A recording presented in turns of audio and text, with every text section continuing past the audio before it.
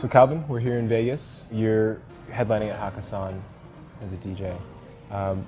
What do you think of Vegas as a market in terms of the dance music space? It's a lot of fun to play because a lot of just clubs and dance music events, you almost need to have one eye on impressing your peers.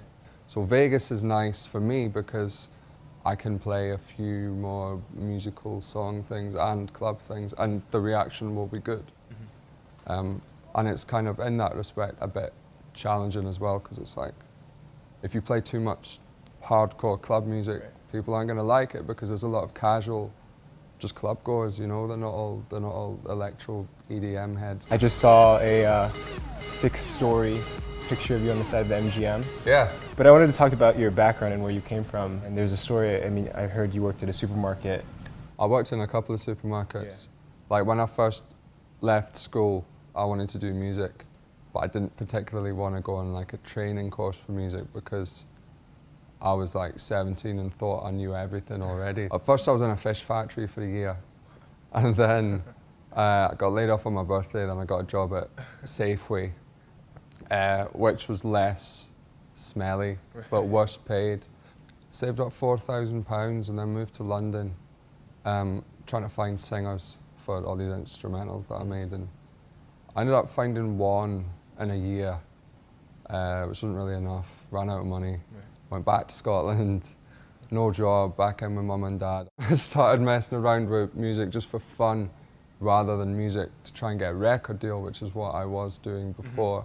Same sort of time MySpace was getting big. Set up a MySpace account, started adding people that I thought were loosely connected to the industry, like songwriters or A&Rs. So I happened to add, in 1 week, the guy who ended up signing me to EMI Publishing and my now manager. I was like, hey, check out my beats, just like how I did with everyone. Within that month, I'd signed the deal and I'd stacked my last chicken breast on the shelf. Come a long way since then. 18 months, broke records, 8 top 10s in the UK, breaking Michael Jackson's record.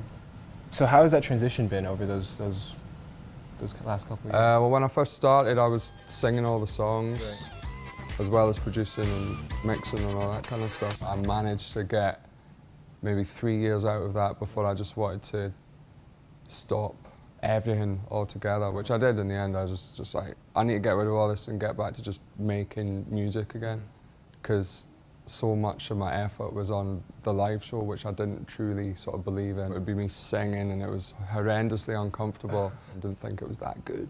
So it started off, the start of 2011 with just a really kind of basic club track to almost just show people that, one, I don't have to sing anymore, and two, because it was so overtly club and not pop at all, just to kind of not get rid of, but kind of just shift maybe some fans over there to something else, and then while I could go over here.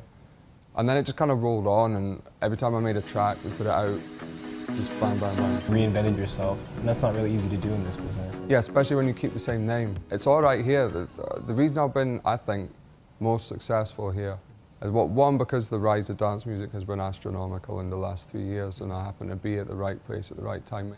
And secondly, because in America, like maybe 5% of the music listening population here had even heard of me. So when I first come out with just dance music, just like when I first come out with a Wooga, then Bounce, then the Rihanna record as well. It's just like, I'm a new guy. Oh, he's a DJ. So it was easy. But in the UK, it's like, don't really know what he is. But the record still did really well there, but the large majority of people don't really know what I am or what I do, or why my name is like first on the record when I'm not singing. Do they know now, do you think, or do you think it's a lot of them? Okay. It's just trying to win everybody over again, especially people that didn't like you first time round. You know, who have always been just straight into club music, and they see me doing these pop things in like 2007 or whatever, they're like, it's that guy.